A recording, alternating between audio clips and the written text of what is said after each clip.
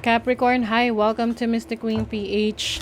At ito ang inyong energy update for January 1 to 15, 2026. This is a general reading. Maaari kayong makarelate, maaring hindi. Just take what resonates. And another reminder, ingat po kayo sa mga nagme-message sa inyo na nagpapanggap na Mystic Queen PH all across social media, especially sa TikTok or sa Instagram. Hindi po ako yon, okay? Hindi po ako magme-message sa inyo or unang magme-message sa inyo para mag-offer ng services. Kayo magme-message sa akin. Or mas maganda, kung gusto niyo ng private reading, mag-book kayo sa link sa description or sa comment section. Ayan, make sure na meron kayong active email kasi kailangan yon, doon ko kayo kukontakin, okay? And make sure ang nag-i-email sa inyo ay mysticqueenph@gmail.com. Ayan, happy birthday sa mga kapwa ko Capricorn babies. Kumusta naman? Kumusta kayo? Kumusta tayo? Ayan, tingnan natin.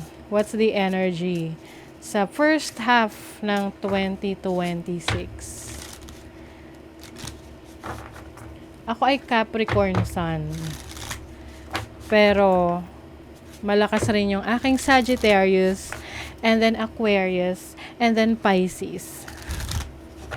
So, mix yan. Mix. Okay. Let's see Capricorn. Shadow. Meron kayong haharapin. Haharapin na maaring ito ay aware na kayo. No? Pwedeng aware na kayo na ito yung somehow kailangan yung ayusin sa sarili nyo. Or pwedeng meron tao na magsasabi sa'yo na ito yung issue mo. Ito yung kailangan mong ayusin.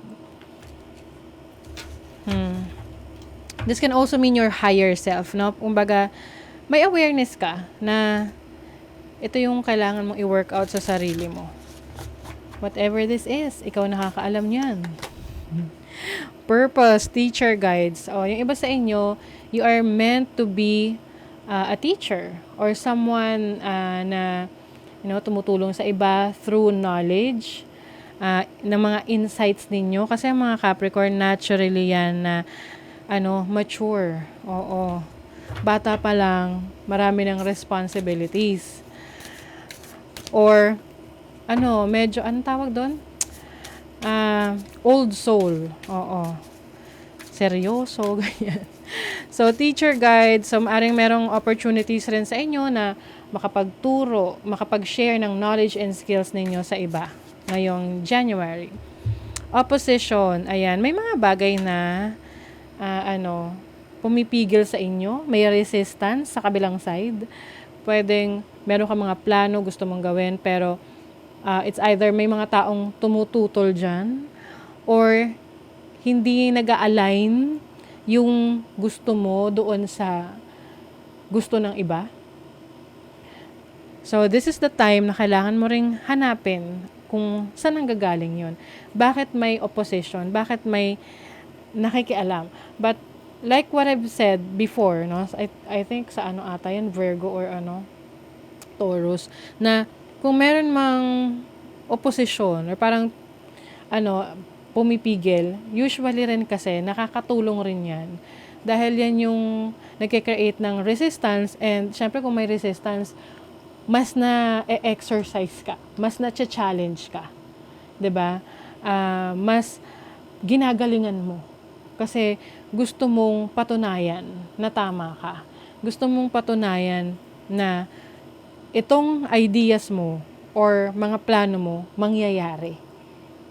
So you might be tested, no? Ite-test ka ni universe. Ay nako, sanay na kayo dyan sa mga test. Yung test ng buhay.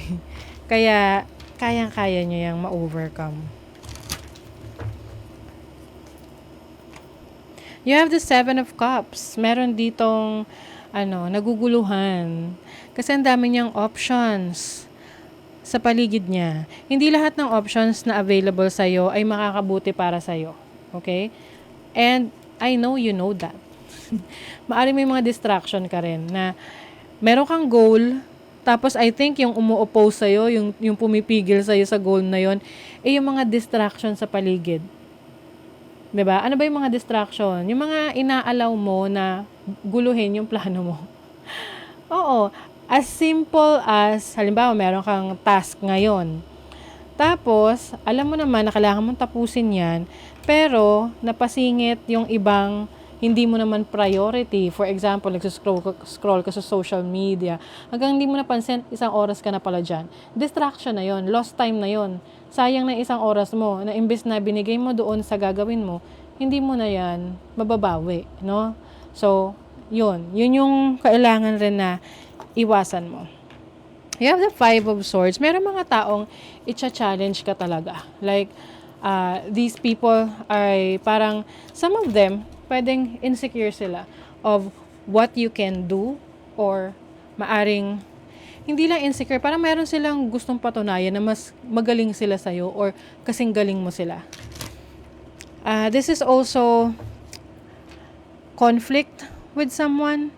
So, pwedeng ito nga yun, kaya may conflict is because may mga taong, either tao or sitwasyon, element sa buhay mo na pumipigil. You have the Hangman. So, this is about your perspective. Nagkakaroon ka ng self-reflection. You are seeing things in a different perspective. Maaring ito rin yung kumbaga awakening sa'yo na, bakit ko nga pala pinipilit to? Itong susi na to, sa pinto na to, hindi naman talaga yun yung susi niya. You get my point? So, ngayon, dumadami yung options sa paligid mo. Dumadami yung possibilities.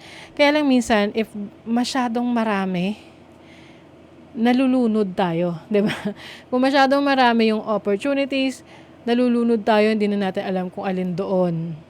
So, kailangan i-sort mo talaga yan. Number 1, what do you really want? Ano ba talagang gusto mo? Anong destination? Anong path yung gusto mo?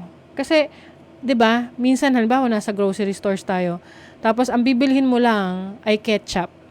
Pero pagtingin mo doon, may nakita kang cute na laruan. Tapos o kaya nakita mo may spaghetti na may kasamang extra na cup. 'Di ba? Napapabili ka tuloy, pero ang goal mo lang naman is bumili ng ketchup, 'di ba? So with the 9 of Wands, this is your stamina, yung lakas mo. So meron kang sapat na lakas para labanan yung mga opposition na yan, yung mga taong pumipigil sa'yo. And the moment, oh my God, this is the plot twist, no, of the first half of January para sa inyo, is that yung mga efforts mo, okay, yung actions na ginawa mo, yung mga pinagdaanan mong pagsubok, meron tong magandang outcome, no? With the Empress, this is like reward. Ito yung reward sa'yo. Dahil nilaban mo, trinabaho mo, pinaglaban mo talaga. Whatever this is, pwedeng relationship, pwedeng mga plano mo sa buhay, yung mga gusto mong marating. And this is also you taking care of yourself. Kasi, ang hirap rin, actually mga Capricorn, ang hirap kasi, usually, sila lang yung lumalaban. Like, sila yung naninindigan para sa sarili nila. Most of the time, wala. Like, walang lumalaban para sa'yo. Ikaw lang.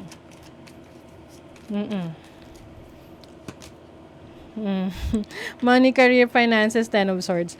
I feel like this is you releasing something that is no longer serving you when it comes to money, when it comes to your career, when it comes to your finances. Ito yung mga ino-overthink mo when it comes to your job. Some of you, sobrang hirap ng pinagdaanan nyo sa career nyo, sa trabaho nyo.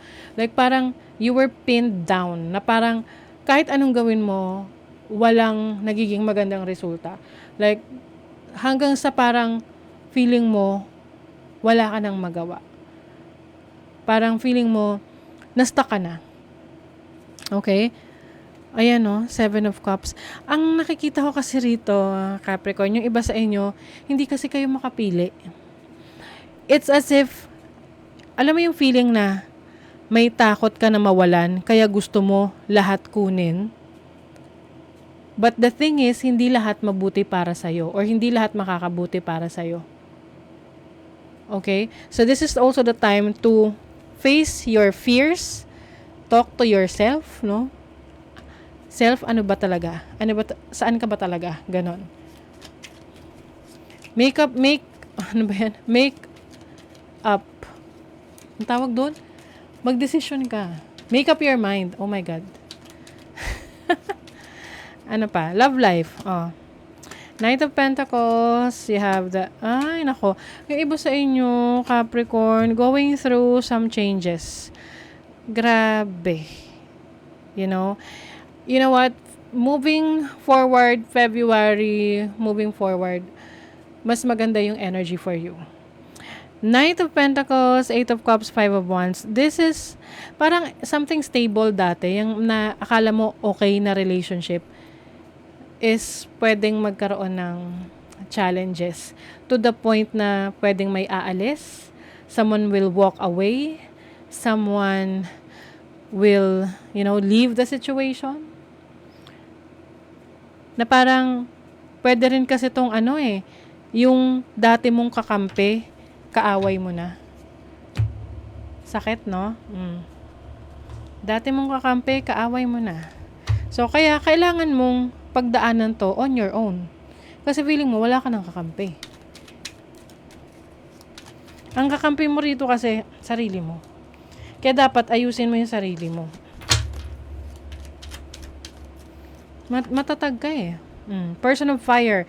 You have to be confident. Marami kang kakayanan na hindi kaya ng iba. And you know what? You deserve better. You deserve better career. You deserve a better job. You deserve a better relationship.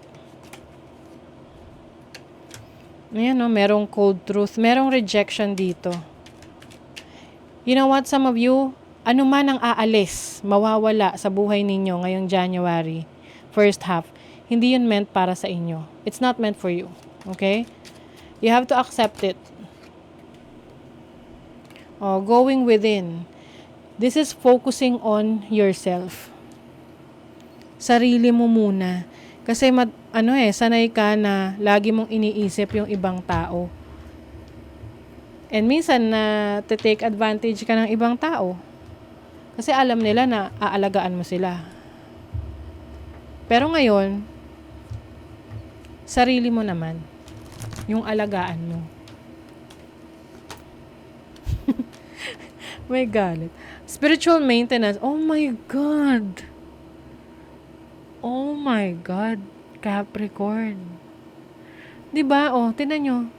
Pagmasdang maigi. Be your own caretaker. Oh my God. This is so emotional. So that is your reading. Thank you so much, Capricorn. See you again. Happy birthday.